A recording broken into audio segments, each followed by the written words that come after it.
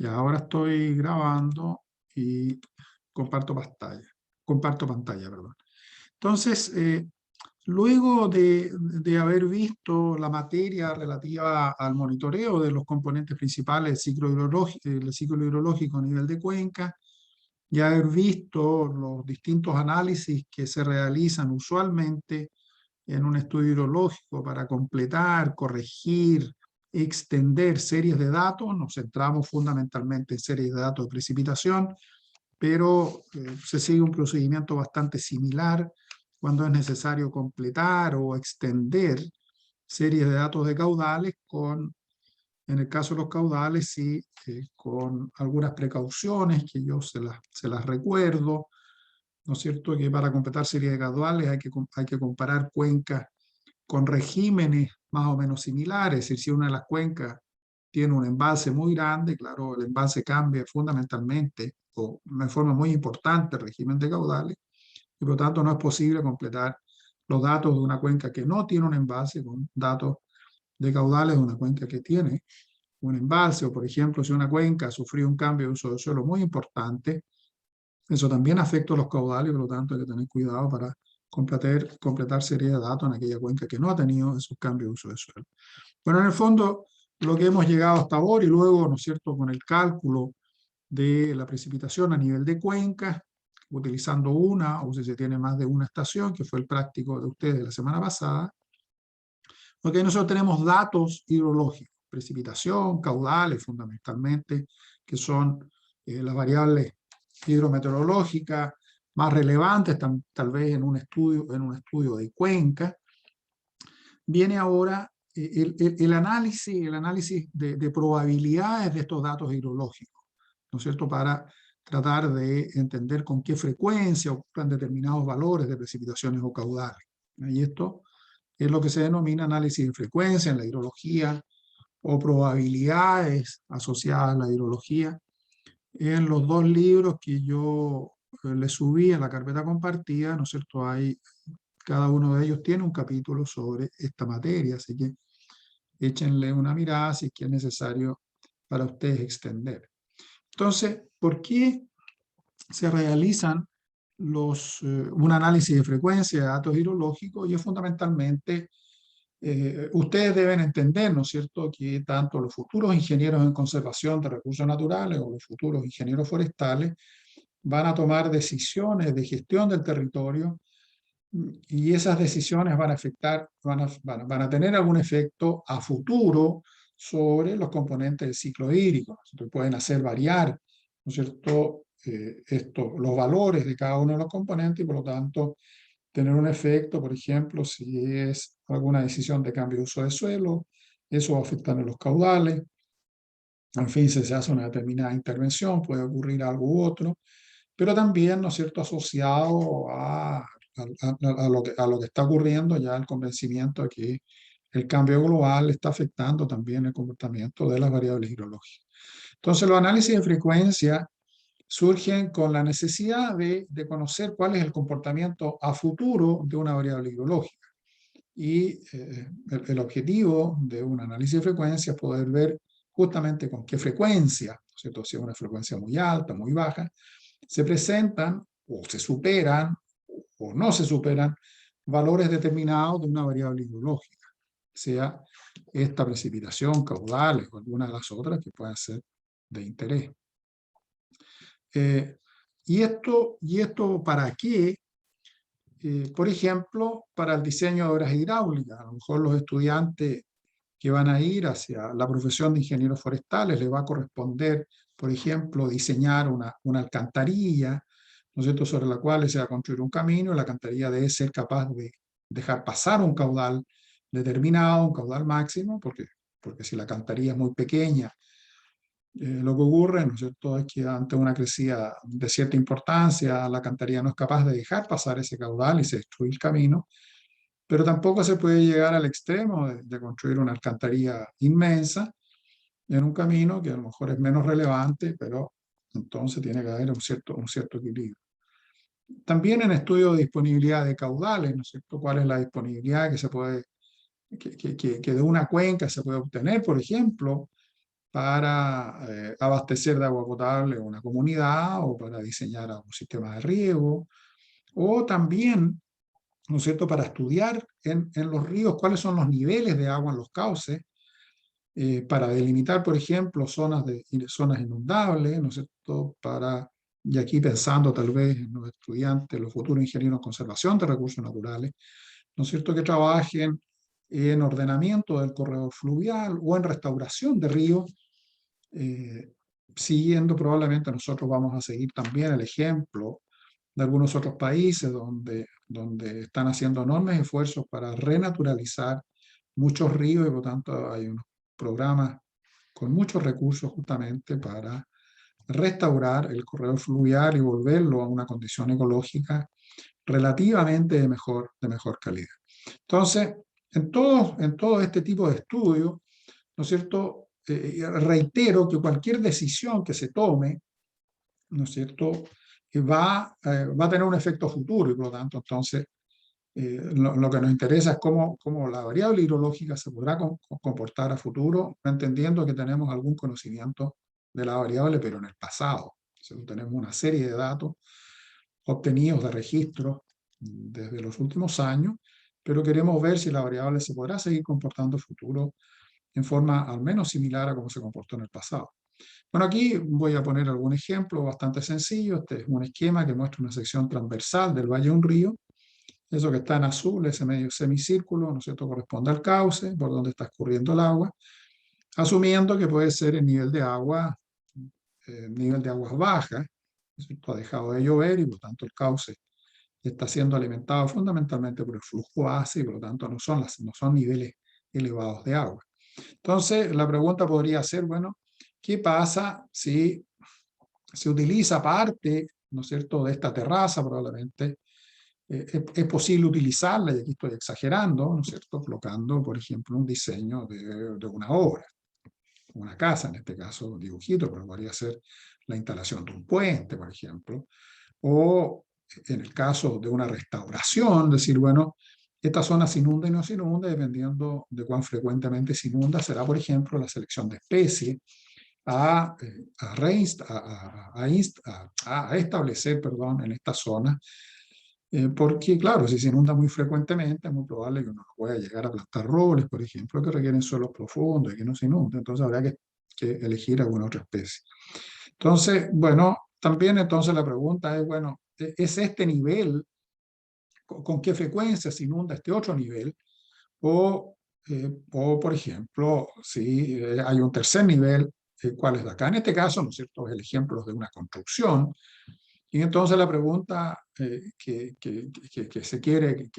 sería necesario en este caso responder es con qué frecuencia se inunda, ¿no es cierto? Uno es este nivel de terraza, dos, este nivel de terraza un poco más alto, y este ya una terraza probablemente bastante alto, que a lo mejor el agua llega en forma muy poco ocasional. Entonces, y claramente de este dibujo, ¿no es cierto?, resulta claro que I es muy probable que se inunde más frecuentemente que 2, o sea, 1 más frecuentemente que 2, y 2 más frecuentemente que 3.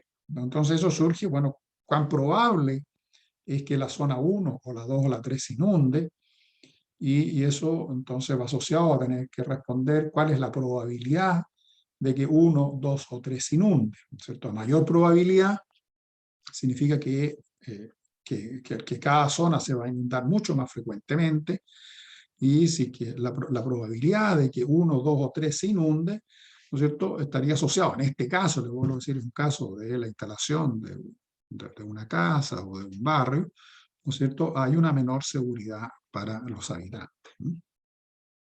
Profe, Entonces, sí. consulta con lo que estábamos hablando, o sea, con lo que estaba hablando recién, eh, el río Copiapó, cuando hubo un aluvión, ¿tiene que ver con eso igual o no? A ver, cuénteme. Hace años atrás hubo un aluvión donde hubo una crecida de río en Copiapó. ¿Tiene que ver con la construcción en las terrazas aluviales igual o no? Es muy probable que sí, porque fíjense que si nos vamos a un río muy del norte, ¿no es cierto?, lo que va a ocurrir es que, por ejemplo, podría ocurrir, ya vamos a poner en condicional, ¿no es cierto?, que dadas las condiciones, ¿no es cierto?, precipita muy ocasionalmente y no siempre precipita una cantidad suficiente como para que el río se salga de su cauce razonablemente mínimo y inunde, por ejemplo, esta terraza 1. ¿No es cierto? Pero lo que ocurre es que los humanos tenemos una tendencia a olvidarnos, y si es que no ha llovido suficientemente en 10 años y por lo tanto no se ha inundado esta terraza 1, estoy exagerando, en 10 años dice, bueno, esto no se va a inundar y por lo tanto construyamos acá más. Y entonces resulta que podría ser, y aquí voy a entrar en algunos conceptos, ¿no es cierto?, que los voy a repetir, no creo que los alcance a repetir porque no quiero meterme, pero se podría llegar, ¿no es cierto?, que un análisis de antecedentes históricos dice que, bueno, que en promedio esta zona 1 se inunda en promedio cada 25 años, y por lo tanto, ¿no es cierto?, deberíamos esperar que esta zona no es una zona totalmente alejada del riesgo, o sea, es probable que esta zona se inunde y claro, cada cierto tiempo se inunda. Entonces, tanto para eso como para también, por ejemplo, evaluar con qué frecuencia ocurren deslizamientos o aluviones como el que usted está mencionando, para eso también se hacen análisis de frecuencia. Entonces se recoge información de cuál es la historia de ocurrencia de aluviones. Entonces se lleva un registro, ¿no es cierto? En tal época ocurrió un aluvión, esta otra, y con eso se puede generar, perdón, una base de datos de ocurrencia de aluviones, ¿no es cierto? Y hacer a esa base de datos, ¿no es cierto?, donde se puede determinar en qué fecha, en cuándo, en los últimos X años han ocurrido aluviones, se puede hacer un análisis de frecuencia y determinar justamente la probabilidad de que ocurran aluviones a futuro o de que ocurrido aluviones a futuro se inunde, ¿no es cierto?, una zona como la 1 o como la 2 o como la 3. ¿Responde eso a su pregunta? Sí, profe, súper bien. Vale. Entonces, se fijan ustedes, he ido, perdón, introduciendo los conceptos de frecuencia, ¿ya? ¿Con qué frecuencia? O también estoy hablando de probabilidad, y ¿no es cierto? Ya hay una relación entre frecuencia y probabilidad, ¿no es cierto? Si existe una gran probabilidad de que ocurran niveles de agua tales que se inunde esta terraza número 1, ¿no es cierto? Significa que esta terraza número 1 se inunda más frecuentemente, ¿ya? O sea, es más frecuente que llegue hasta 1. Probablemente esta terraza número 3, ¿no es cierto?, la probabilidad de que esto se inunde sea menor que la 1, y por lo tanto es menos frecuente que la terraza 3 se inunde comparado con la terraza número 1. Entonces, análisis de frecuencia tiene que ver con probabilidad, y esta es una introducción al concepto de probabilidad, a lo cual me voy a referir más adelante. Entonces, ahora, ¿qué es lo que se dispone de la variable hidrológica en cuestión? Es muy probable que en los ejemplos anteriores yo me esté refiriendo a caudales, ¿no es cierto?, caudales máximos, cuyo nivel, ¿no es cierto?, alcanza a inundar la 1, o un caudal máximo, un valor de caudal máximo, que pueda llegar a inundar la zona 2, o un determinado caudal máximo que sea capaz de llegar a inundar la zona 3. Entonces, en este caso, la variable hidrológica a estudiar sería caudal máximo, ¿no es cierto? Y esto asociado con niveles del agua en esos caudales máximos para poder entonces decir si que la zona 1, la 2 o la 3 se inunda y cuán frecuentemente se inunda. Entonces, lo que se dispone de la variable hidrológica en cuestión es siempre una serie de datos históricos. O sea, hay datos históricos de caudales, o hay datos de precipitación que han permitido generar series de datos de caudales a través de modelos. Eso lo van a ver ustedes en la clase, en una clase futura. Una vez que terminemos esta materia de variable hidrológica, que ya les decía, no la vamos a terminar hoy día, ¿cierto? Vamos a seguir la semana siguiente, después de la prueba número 1. Entonces, lo que se dispone es la variable hidrológica, ¿no? Entonces, para poder conocer cómo esta variable se va a comportar a futuro, necesitamos disponer de un modelo, ¿sí?, que lo podamos aplicar a la serie de datos históricos y así a conocer, y así, ¿no es cierto?, poder conocer cuál es la frecuencia futura que la variable hidrológica exceda, o sea, supere o que no supere valores determinados. Porque, aun cuando el ejemplo que yo les estaba dando me está refiriendo a caudales máximos, también se hacen frecuencias, se hacen análisis de frecuencia para determinar justamente qué probable es que ocurran periodos de caudales bajos, caudales mínimos u otros. Entonces, en ese caso, sería un análisis de frecuencia para determinar valores mínimos de caudales. En el caso, insisto, del ejemplo que yo les mostraba de la zona inundable, el análisis de frecuencia sería asociado a una serie de datos de caudales máximos. Entonces, ¿qué es lo que pasa con este proceso hidrológico a modelar, ¿ya?, que queremos nosotros modelar? En el fondo, lo conocemos parcialmente, ¿sí? Lo conocemos a través de una serie histórica de datos. ¿Qué tan largo es esa serie histórica de datos? Bueno, es muy variable, ¿no es cierto? Ojalá lo más extensa posible, pero eso no ocurre en la realidad tan frecuentemente. Las series de datos son bastante acotadas en términos de caudales. Nosotros en Chile no tenemos series tan extensas de caudales en todas las estaciones fluviométricas, a pesar del esfuerzo que hace la DGA de hace muchos años. Es probable, ¿no es cierto?, que durante el muestreo puedan haber errores, se pueden haber realizado errores. Cuando veíamos el tema de caudales, acuérdense ustedes que para cada estación fluviométrica es necesario conocer su curva de aforo, que es la relación entre altura de agua y caudal, porque les recuerdo que lo que se mide en una estación fluviométrica es fundamentalmente el nivel de agua y hay que pasarlo caudales. Entonces podría ser que esa curva de descarga tenga algunos errores, por lo tanto estemos o sobreestimando o subestimando los valores de caudales para determinados valores de altura de agua.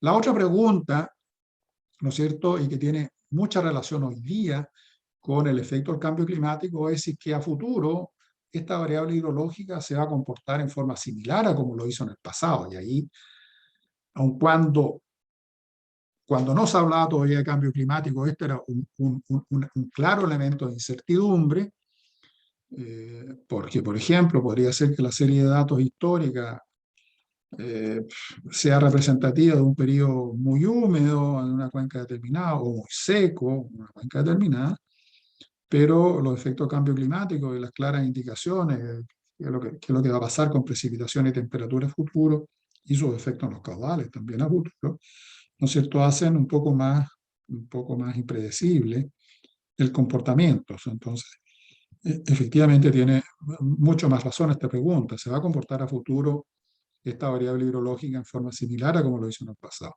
Y además que precipitación y caudales son procesos naturales aleatorios, ¿no es cierto?, que nosotros no los podemos predecir con tanta anticipación y con demasiada exactitud.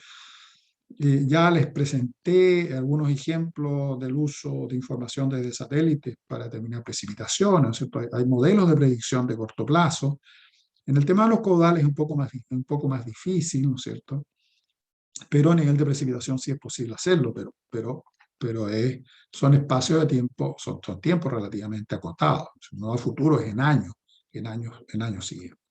Entonces, de esa manera, ¿no es cierto?, lo que tiene que ocurrir es que tenemos que ocupar un modelo probabilístico, ¿no es cierto? Y entonces, más que decir, mira, a futuro va a pasar esto, en el fondo lo que tenemos que decir es que a futuro la probabilidad de que ocurra tal o cual cosa, ¿no es cierto?, es tanto. Entonces, a través de este modelo probabilístico, podemos asignar probabilidades de que un evento hidrológico ocurra a futuro.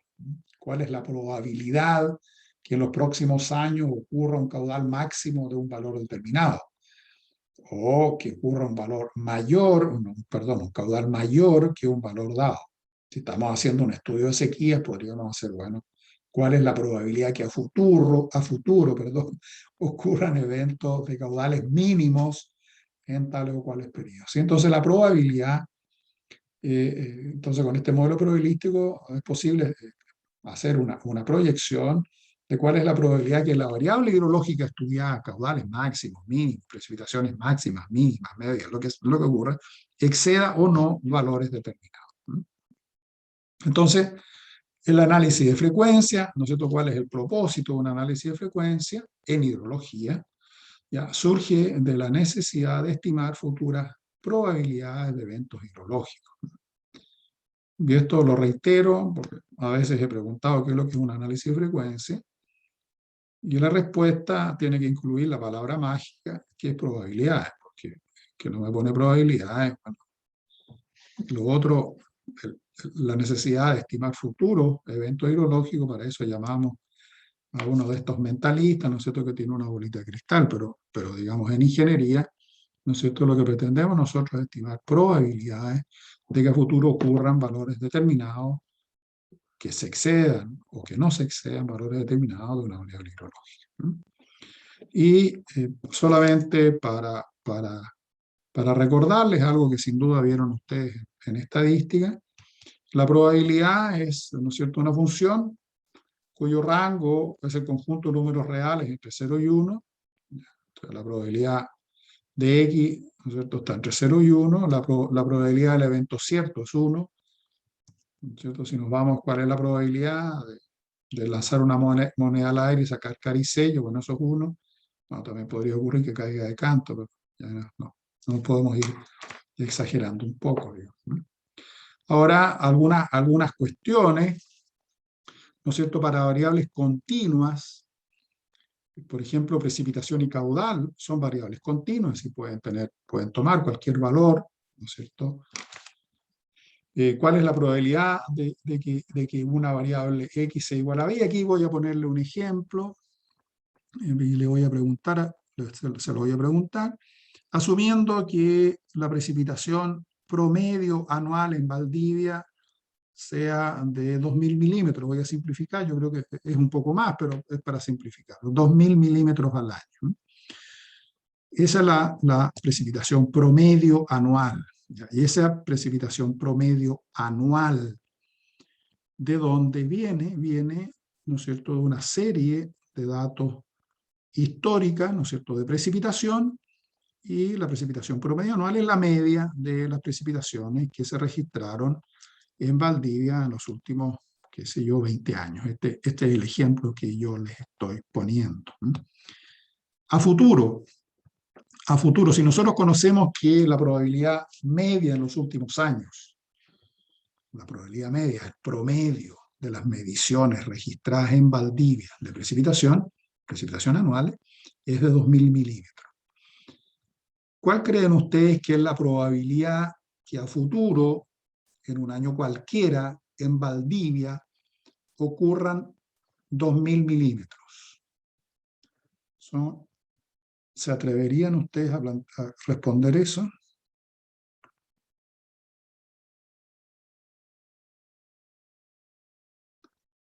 Digan nomás. A ver, hay un chat aquí. 50%.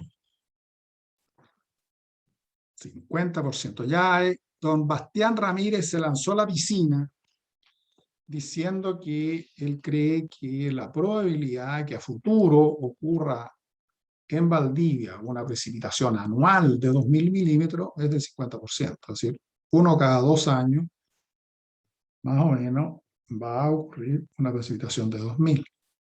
¿Hay alguien más que don Bastián que se atreve a decir, a lanzar una idea, un Yo, valor encima de la mesa? Yo, ¿quién dijo yo? la Javiera. Javiera Doña Iste Javiera, Power. dígame. Sí, yo creo que a futuro, como se nos viene el cambio climático, creo que ese porcentaje va a disminuir mucho y va a ser una probabilidad de 30%. Ya, Javiera, ok, me parece súper bien. Usted puso un elemento del cambio climático, pero para el ejemplo, solamente para el ejemplo, asumamos que olvidémonos por ahora del cambio climático, ¿vale? Ya, Y después lo voy a decir yo que, y ya cuando retomemos un poquito más en detalle, que cuando terminemos esta materia la próxima semana, me voy a referir al tema del cambio climático en nuestros análisis de frecuencia. ¿Está bien? ya. Ya. Pero entonces estamos en valores altos, ¿no es cierto? Un 50%, supongamos que un 30%. Bueno, yo les puedo decir, ¿no es cierto? Como estamos hablando de probabilidad y tenemos de alguna manera que cuidar también la firma cuando un ingeniero hace un informe, ¿no es cierto? La probabilidad de que a futuro, en un año cualquiera, tengamos una precipitación anual de 2000 milímetros es muy baja, es prácticamente cero.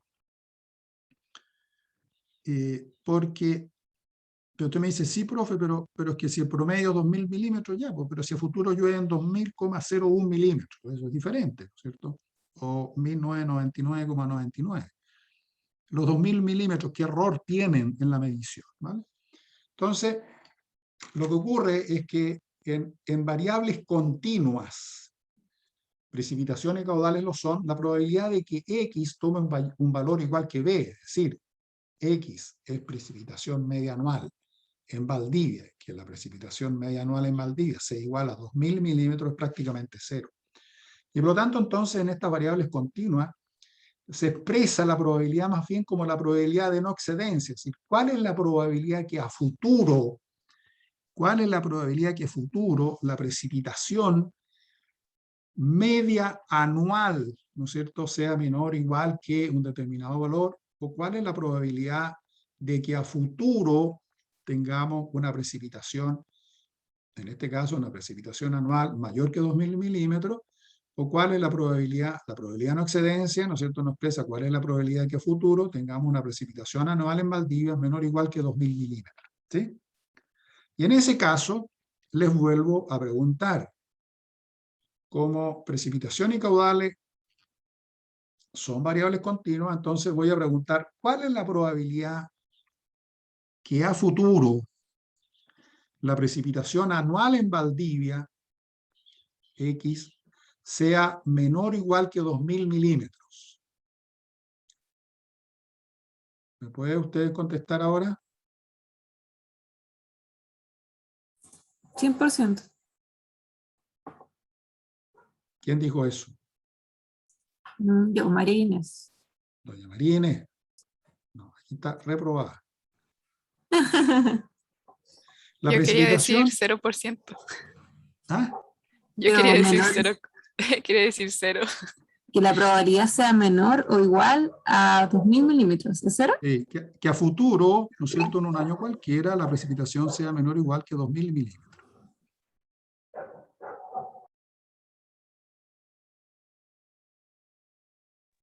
50.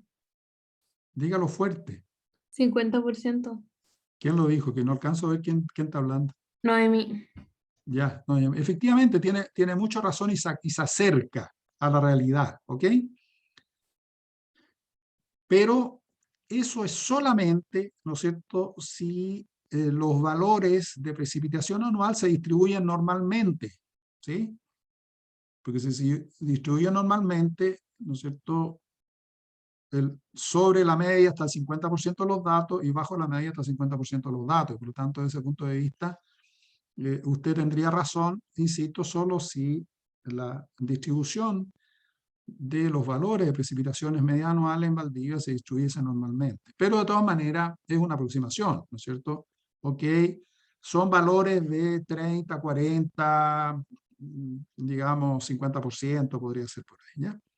Entonces, para variables continuas, insisto, precipitación y caudales lo son, la probabilidad de que la variable hidrológica X sea igual a un valor determinado B es muy bajo, muy cercano a cero, y por lo tanto, entonces, en hidrología se utilizan los conceptos o la probabilidad de no excedencia, la probabilidad de que la variable X sea menor o igual que un valor B determinado, la probabilidad de excedencia, la probabilidad de que X sea mayor o igual que B, ¿ya?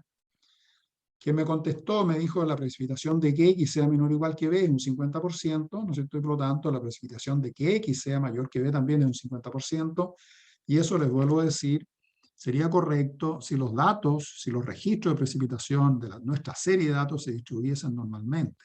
Si no se distribuye normalmente, no sería 50 y 50%.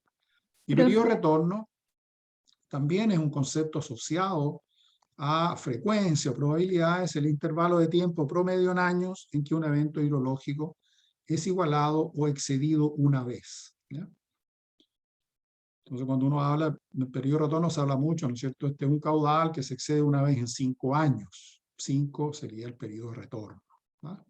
¿Ok? ¿Sí? Entonces, perdón.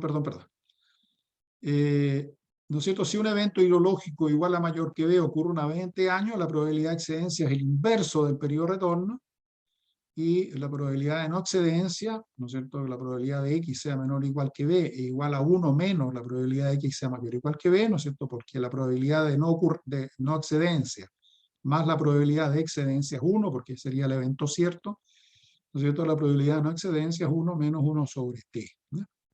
Y la probabilidad de no excedencia en n años es este valor de acá.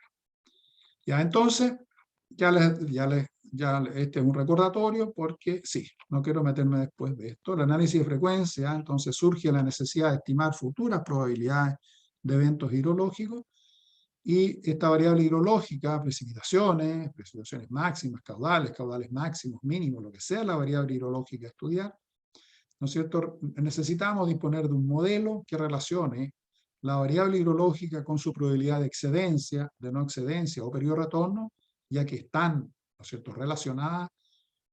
Probabilidad de excedencia más probabilidad de no excedencia es igual a 1, ¿no es cierto? Y probabilidad de excedencia es el inverso del periodo de retorno. Por lo tanto, conociendo cualquiera de esos tres, tenemos el conocimiento de cómo se va a comportar a futuro.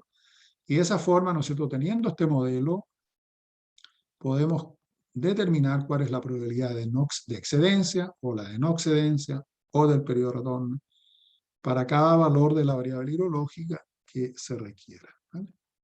Entonces, voy a quedar hasta aquí porque si no ya me voy a empezar a meter en detalle, y como les decía, no quiero meter una materia nueva que yo la considero que es importante, que en general a muchos estudiantes en el pasado les ha complicado, ¿no es cierto?, antes de la prueba.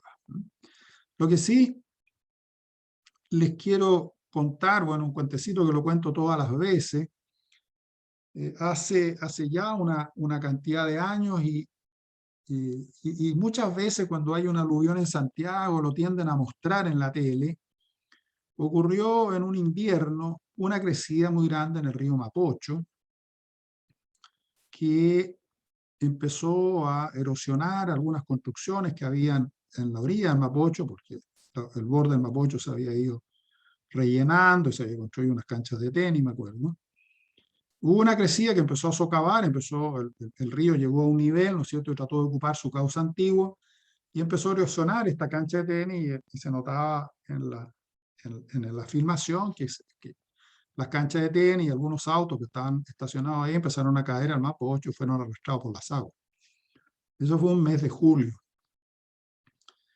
Y entonces, por supuesto, ustedes se imaginan, y discúlpenme para los que son de Santiago, pero como tenemos este centralismo tan fuerte, todo lo que pasa en Santiago es la novedad más grande. Nosotros, tanto como las noticias de quienes salen de Santiago y los tacos que ocurren a las salidas y a las llegadas de un fin de semana largo, no sé para qué van los periodistas a filmar, podían poner las mismas filmaciones en los últimos 20 años, van a ser todos iguales. Pero bueno, en este caso se hizo un análisis de frecuencia de los caudales del río Mapocho, y la información decía que esta crecida era importante, pero tampoco era tan terrible, y que en promedio ocurría una vez cada 25 años. Esa es una probabilidad, en promedio ocurre una vez cada 25 años. Bueno, en agosto ocurrió una crecida más grande, que es la de julio. Y entonces los diarios empezaron a decir, bueno, estos ingenieros no saben nada, nos acaban de decir que una crecida como esta ocurre en unos 25 años, deberíamos esperar otros 25 años que ocurra una nueva crecida. Pero estamos hablando de probabilidades, por lo tanto existe una probabilidad de que ocurra, ¿cierto? Puede ser baja, pero siempre existe la probabilidad. Y efectivamente lo que pasó fue que ocurrieron en el plazo de 2 meses una crecida cuyo periodo de retorno era del orden de unos 25 años. Entonces, porque aquí estamos hablando de probabilidad, ¿ya? Eso no significa que la cuestión vaya efectivamente a ocurrir, ¿no es cierto? Por eso es que se habla de probabilidad, una probabilidad alta, una probabilidad baja de que ocurra una variable, pero claramente no es posible asegurar que un valor determinado va a ocurrir a futuro. Por eso es que se habla de probabilidad de excedencia o no excedencia. ¿Ya? Ok, entonces voy a dejar hasta acá, voy a dejar hasta aquí esta materia para no, ya les decía, para no poner mucha nueva materia, especialmente pensando en control o la prueba número 1. ¿Vale? Ahora, igual aprovecho de preguntarles si tienen algunas dudas de la materia de estadística. El próximo lunes vamos a retomar esta parte, voy a pasar bastante rápido con lo que presenté hoy día, ya para empezar o para entrar un poco más profundamente en la materia de análisis de frecuencia. Si no hay dudas, ok, parece que don Nicolás Preusle Nieto para todos. ¿Qué es lo que me dice? ¿Puede explicar otra vez el periodo de retorno? ¿Cómo no? El periodo de retorno, don Jorge, Nicolás, se define como el periodo en años, un valor promedio en años en el cual un valor determinado de la variable hidrológica es excedida, al menos una vez. ¿Ya? Es un periodo de retorno, es un promedio, es un valor en años, pero es un valor promedio. Y el periodo de retorno es el inverso de la probabilidad de excedencia. ¿Vale? No sé si le queda claro, Jorge. Ok. ¿Sí? Vamos a volver a esto y con un poquito más de calma. Y vamos a seguir avanzando en la materia y probablemente les va a quedar un poco más claro. Yo hoy día pasé un par de esas fórmulas un poco rápido, porque tampoco quería, ya les decía, cargarlos con una nueva materia. Ok. Bueno, entonces, don Raúl Vázquez levantó la mano. Sí, profe, disculpe. La prueba del miércoles, ¿qué duración más o menos tendría? ¿Sería durante todo el día? ¿Durante el horario de clase? No sé, ¿cuánto duraría la prueba? Don Raúl Vázquez, ¿usted estuvo en los primeros minutos de inicio de la clase de esta tarde o no? Sí estuve, pero es que es para saber cómo organizarme igual, para eso. Pero si justamente les dije que voy a dar esa información, ¿sí? Por eso estaba preguntando si había alguna duda para entrar al detalle del control o prueba número 1, ¿vale? Ahora entonces voy a entrar a eso para explicarles. Ahora, la materia que va a ser controlada en esta primera prueba es hasta lo que vimos de completar y corregir series de datos y lo que se refiere a precipitación medias en cuencas, ¿ya? Que fue la clase del lunes de la semana pasada y la clase del práctico o la clase práctica del miércoles. Hasta esa materia, es decir, la materia que estamos viendo hoy día no entra en la prueba número 1, ¿ya? El horario de clase que nosotros tenemos disponible es desde las 10 de la mañana hasta las 13 horas, 10 a.m. a 13 horas. Ustedes, yo les voy a enviar las preguntas, ¿no es cierto? Va a estar disponible en Cibeduc, pero en Cibeduc, doña Heidi Böttger creo que todavía no está inscrita. Heidi, usted no está inscrita en el curso, ¿no es cierto? No, Ya. pero ahí me lo consigo si no. No, si yo igual que le envío el link, yo le envío el control a usted, si no hay ningún problema. Pero es para recordarlo. Yo voy a subir la prueba un rato antes de las 10. ¿Ya? Lo que he hecho normalmente, ustedes van a poder responder el control con todos los apuntes que quieran. ¿Ya? con las clases que he pasado, con las pruebas de los años anteriores, con la página web abierta, como quieran, ¿vale? Lo que sí es que les voy a pedir que ustedes me manden un correo a mi correo, ¿ya? En el cual se comprometen a responder sin ayuda de terceros. Va a bastar que ustedes me lo digan. Si ustedes me lo dicen, yo no tengo ningún problema. Ustedes ya son grandes, ¿no es cierto? Y saben, o debieran saber, cuál es el valor de dar una palabra, ¿no es cierto? Ustedes se comprometen a responder sin ayuda de terceros. Para mí es más que suficiente. Tengo total confianza en ustedes, ¿ya? Y luego lo que yo he dado siempre es plazo hasta las 14 horas para que me entreguen, para que me envíen de vuelta, ¿no es cierto?, sus respuestas. Son 4 horas, muchas 4 horas es requete harto, ¿no es cierto?, de tiempo para las preguntas que en general hago, si no son tan largas.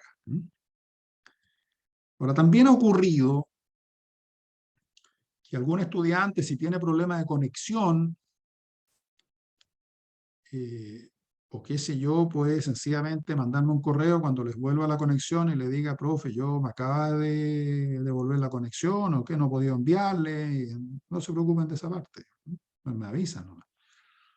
Hay estudiantes que me han dicho que, no sé, que por algún motivo no pueden estar esa hora, y me avisan, qué sé yo, a las 14 horas, profe, empiezo a responder ahora, son las 14 horas, y yo les doy el plazo de 4 horas, ¿sí?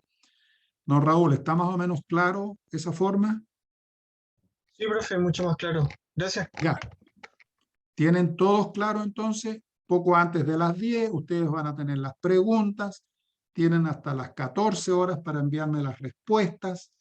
Por favor, pongan todas sus respuestas como sea, los escriben a mano, le sacan una foto con su celular y la ponen en un archivo Word o un archivo PDF, como sea, y me lo envían, no se preocupen, ¿ya?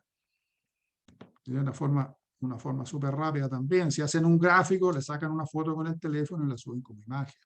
¿Ah? No se preocupen de esa parte. ¿Ok? Ya. Ese va a ser el control número 1. Después, otro detalle que lo voy a hacer el día miércoles en la tarde para que no se distraigan. Las indicaciones de la universidad dicen que se podría volver a hacer algunas actividades presenciales. Yo en el programa tengo indicado un seminario 1 o una salida a terreno. Yo la realidad es que prefiero que se haga la salida a terreno. Tengo 2 días miércoles reservadas para salida a terreno, o si no se puede salir a terreno, para la presentación de un seminario 1 de un tema que tendría que inventar. Entonces yo les voy a enviar a todo el curso una solicitud de que me informen si van a estar en Valdivia, si pueden estar en Valdivia para esas fechas determinadas, y que se inscriban en uno u en otro día que está reservada para salir a terreno. Si hay estudiantes que no van a venir a Valdivia, también me lo informan, ¿ya? Porque a esos estudiantes yo les haría algunas preguntas para que preparen algún seminario, alguna cosa relativamente sencilla. Quienes vienen a salir a terreno, quienes vienen y quienes van a poder venir a la salida a terreno, se les va a pedir que hagan un informe. La salida a terreno la entregan por grupo, igual los mismos grupos que están trabajando en sus prácticos, ¿no es cierto? Y esa va a ser la nota de ese seminario 1 que está originalmente pensado poder hacerlo, ¿sí? Ok, entonces, miércoles en la tarde, yo les voy a pedir que les voy a informar cuáles son las fechas que están reservadas. Ustedes las pueden ver en el programa también.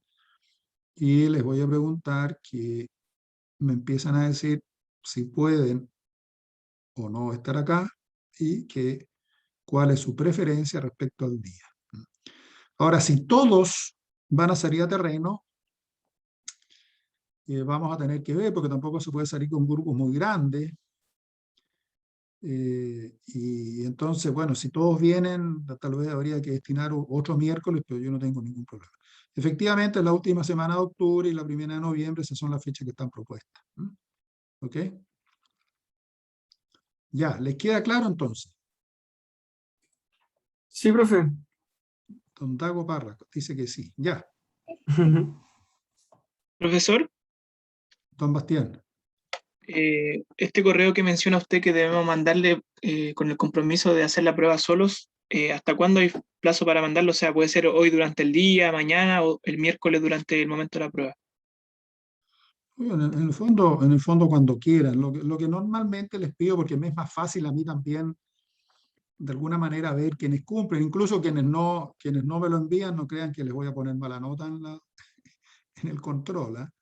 Pero de experiencia, los años anteriores, yo diría que el 99,9% de los estudiantes, de repente uno volado me lo ha mandado 2 días después porque se olvidó. Pero lo que pueden hacer es el miércoles, cuando bajen la pregunta de Cibeduc, acuérdense ahí y me mandan un correo, ¿ya? Pero si me lo quieren mandar antes, me lo mandan antes, tampoco no. Tampoco es tan importante esa parte de cuándo, ¿sí? Ok. Entonces, lo otro es que, bueno, también les voy a mandar un mensaje diciéndoles que cuando las pruebas estén, y les voy a decir que les voy a enviar un link, ¿ya?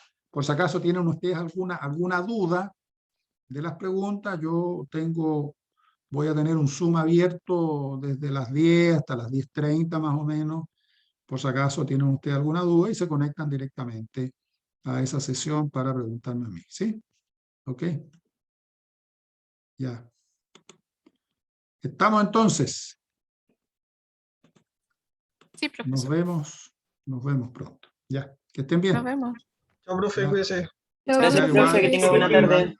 Ya, chao, chao.